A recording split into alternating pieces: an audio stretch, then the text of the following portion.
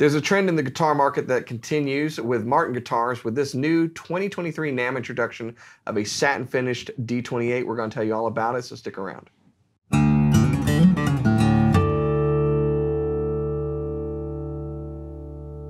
Hey, you're watching Alamo Music TV. My name is Chris McKee. And I'm Cooper Greenberg. We're here with Alamo Music Center in San Antonio, Texas. You can find us online at alamomusic.com. And if you're new to the channel, subscribe, turn on notifications, and hit that like button. If you want to support the channel, send us checks made payable to Chris and Cooper, CNC Music Factory. Or you can visit our spring store link below with custom swag and buy stuff from our website. Also, check out our podcast. What's it called again? I think it's called the Fretboard Confessional. Wherever you get your podcast. So we've seen this from, I guess we could say probably Taylor was the first, large factory-produced premium guitar that was doing satin finishes on higher-end models with their Builder's Edition stuff. Those were specifically like a silent satin finish.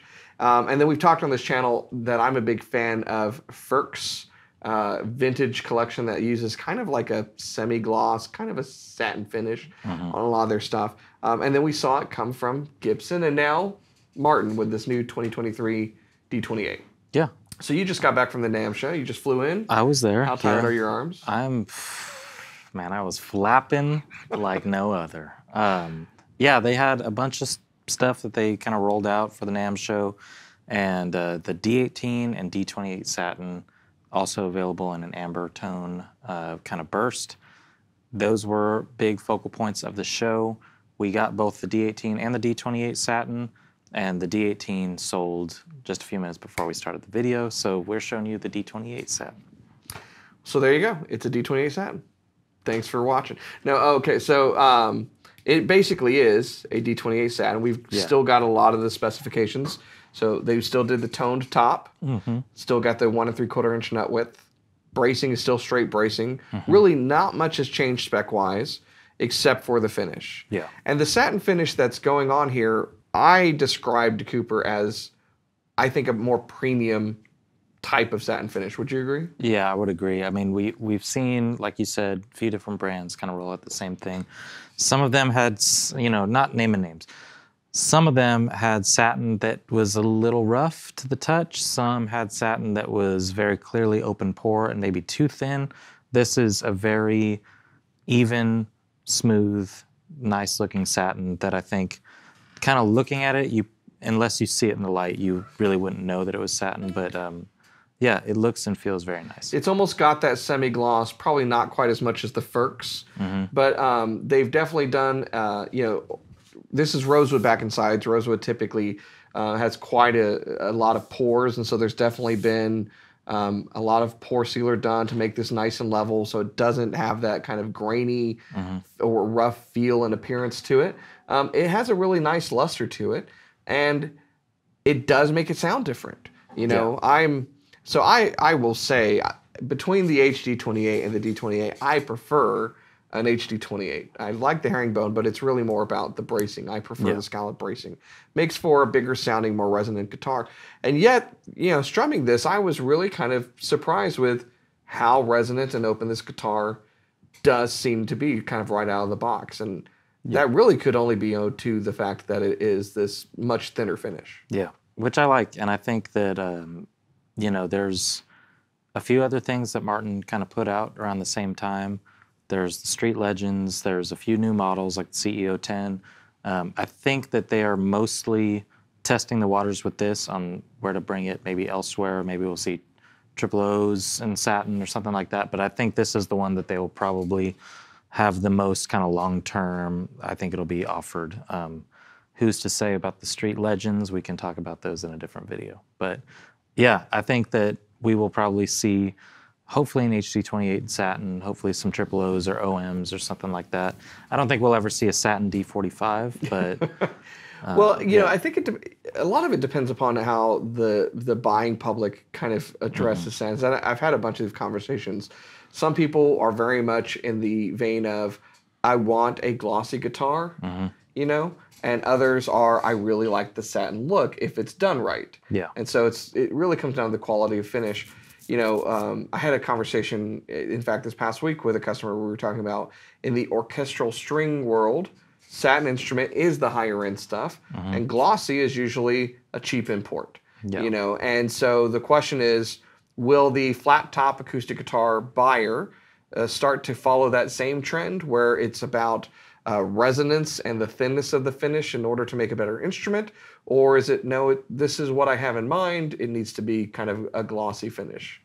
Yeah. Or you could do a very, very thin glossy where you're not having to kind of like, you know, choose one or the other.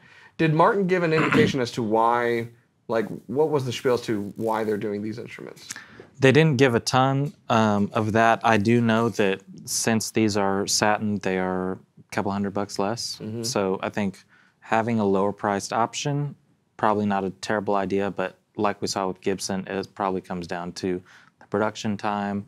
I mean, that, you know, that factory, you've been there. It takes quite a while to do the real high gloss nitrocellulose.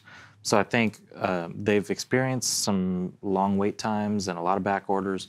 They're probably trying to get stuff out quicker, a little bit cheaper, but still have the same qualities, same exact specs and tone woods. So, you know, I think that's kind of the move that everybody's trying to make right now. Yeah, it seemed clear that's why Gibson was doing it, although they said this will make this Les Paul sound better.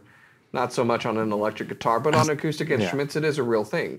Yeah. So let's, you're going to put this through its paces. Let's take a listen to see exactly how much more resonant this D28 is as a result of the I almost said silent sound, of the satin finish. Let's check it out.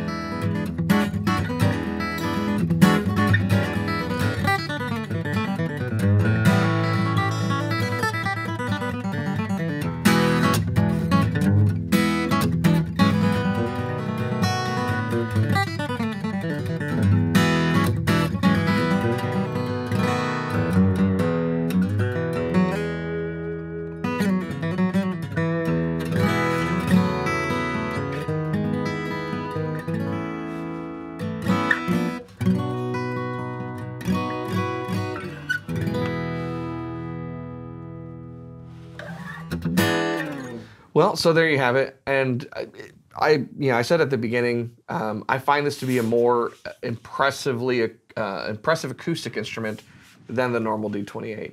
And I know for a fact that the typical nitro that's on a Martin Standard series isn't that thick because I've accidentally peeled stuff off guitars when doing repairs before. Yeah. And it's very, very thin. Yeah. So it's interesting to think about exactly how thin this finish is. And, you know, I think for myself, and I know there's a lot of musicians out there where it's almost, you want as little on the instrument as possible. Yeah. You really want to like feel and experience the wood. Yeah, I think so. And I think that a lot of people, once you get it in front of you and you see it and you play it, you know, Martin is probably the brand with the most traditionalists that just wants, you know, they want the exact same D28. Obviously, with the HD and the D20, you know, people get confused and might not be going as traditional as they think. But I think that Martin fans will like it and like that they didn't do a different. I mean, that was the thing with the J45 Faded for me, is it's a different burst, so it looks even more different than you know, than just having the finish. And I also like, we talked about with the Gibson Faded series, Faded as a whole new connotation. This is just a D28 satin. That's it. Yeah. So yeah, I think they did a good job with it. And well, you know, it also reminds me of going back to the traditional route. Is when we get those authentics in, they have that kind of lack of luster, knocked down more traditional nitro finish Yeah. that would have been kind of hand applied back in the day. And so for your traditional buyer, this really is, in ways, a bit more traditional. Yeah. To be honest with you. So yeah, I think it's a great guitar. I like the move. Some people are going to love it. Other people are not. What it does though is it eases production up. They can get guitars out a little bit faster. It comes at a lower price point, and it makes the guitar a little bit more resonant. Yeah. If that is more valuable to you. So I think the proof is in the pudding.